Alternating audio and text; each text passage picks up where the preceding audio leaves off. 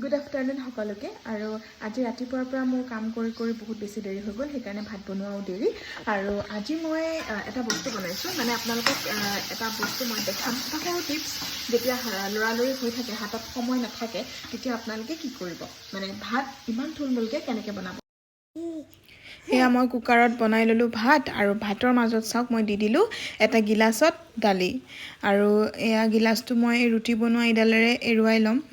উলিয়াই ল'ম আৰু চাওক গিলাচত অকণো লাগি থকা নাই ইমান ধুনীয়াকৈ ওলাই আহিছে আৰু এয়া কুকাৰত খপকনো মাৰি থ'ম যিহেতুকে ভাতখিনি নহ'লে আকৌ ঠাণ্ডা হৈ যাবগৈ নহয়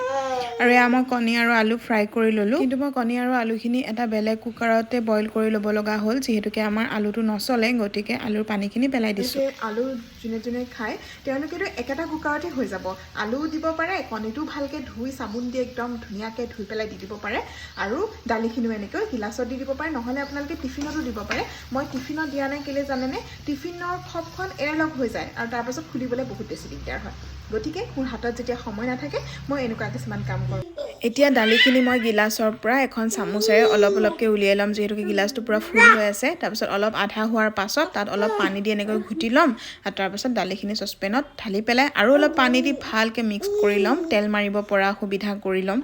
আৰু মই যিটো কেৰাহীত কণী আৰু আলু ফ্ৰাই কৰিছিলোঁ তাতেই মই দালিখিনি তেল মাৰি দিম আৰু